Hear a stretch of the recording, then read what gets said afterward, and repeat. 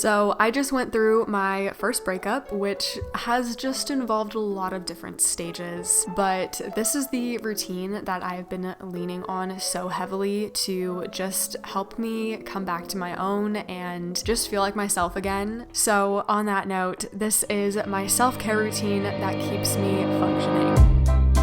I would say So I can always tell when my body just needs a lot more rest, and that is exactly what I've been feeling. I feel like whenever our minds are having to process a lot or we're just experiencing a lot of heightened emotions, sleeping in can be sometimes just the best thing ever, going to bed early as well. But once I am up, I am straight into action, brushing my teeth, making my coffee, taking my supplements, making my bed. These things just really help me feel productive, and I find that it doesn't allow for too much overthinking first thing in the morning.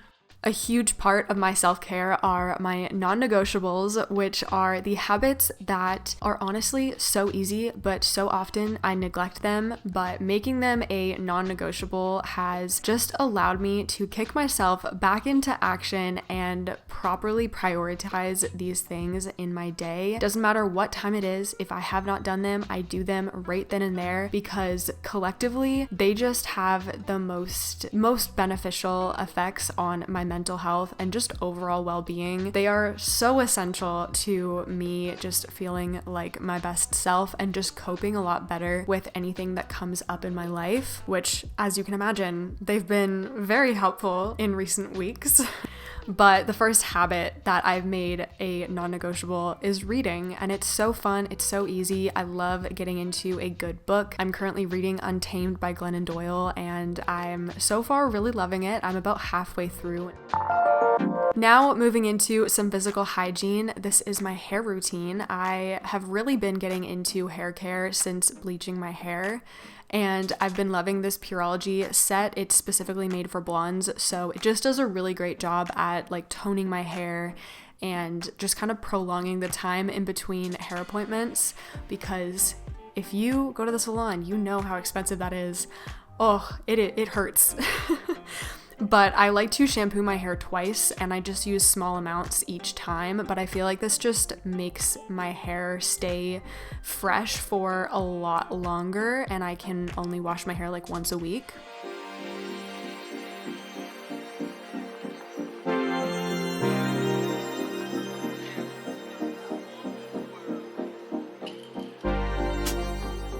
Then I go in with the conditioner, and I like to put that in and then just let it sit in a claw clip while I do the rest of my shower routine, just to let my hair really soak it up and get nice and hydrated. I always use this coconut and vanilla body wash from Native. I just love that it's super natural and it works really well. My skin doesn't feel overly dry after. And then I go in with shaving, because we gotta just like be silky smooth, and I love the feeling of having shaved legs. It makes me really happy. And then after that, I'll rinse out my hair. I also like to divide it in half so then I can really make sure that all of the product is out. This, again, just helps me go longer without washing my hair. And then I moisturize with this CeraVe moisturizing lotion, and then I go back to my hair care and I put in this Redken heat protectant because I am going to blow dry my hair.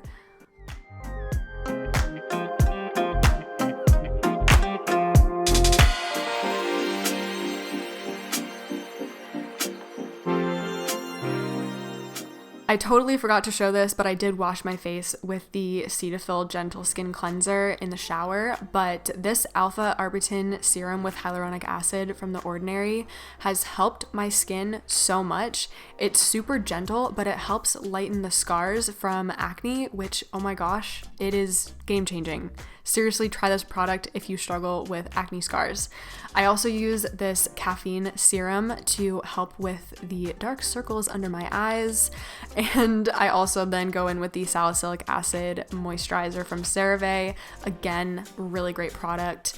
And then I blow dry my hair with my Revlon round brush.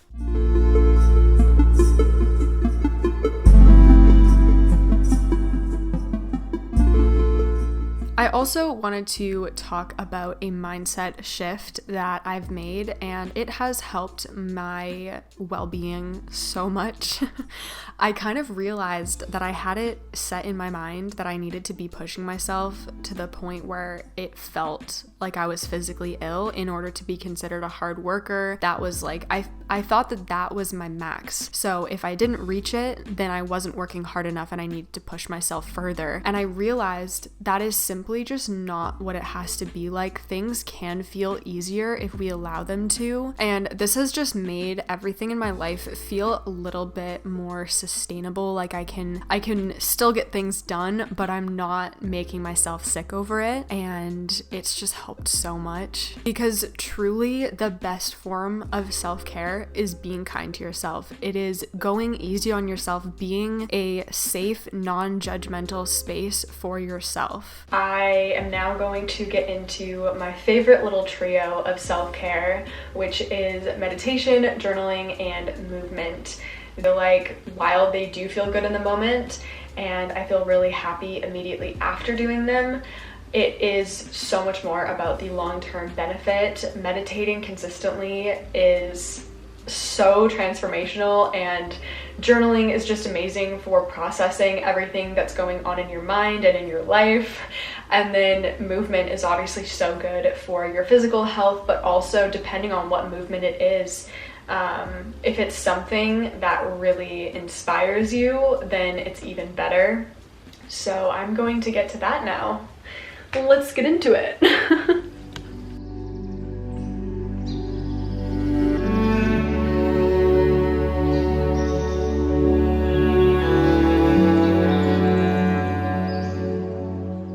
Certain scents just trigger an immediate emotional response, and oftentimes I feel like it's a very good thing. Like, I don't really have a scent that triggers a bad one. To me, Palo Santo is that smell for me. It just immediately takes me back to one of the most enjoyable, exciting moments of my life, which is when I was in Hawaii back in 2019. It also just immediately reconnects me to myself and my more spiritual side, which I would say is definitely the most aligned version of myself. So something that I always really love doing is a guided meditation. These honestly just work extremely well for me, and it's just really easy to pull one up on YouTube and follow along to it. It's literally the easiest thing you could ever do. And also, there are literally meditations for anything that you could want. Like, there's meditations for anxiety relief, there's meditations for manifestation, there's meditations for gaining clarity or focus, or meditations for grounding.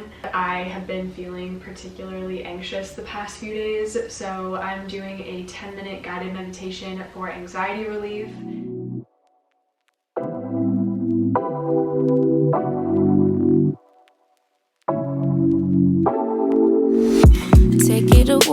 Take it away, feeling too good to me. Chilling all day, all in your space is where I wanna be. Here in this room, what did you do? I just can't get enough. Too caught up in your love. I've been trying to forget, but you won't let me. Oh, why is life so confusing?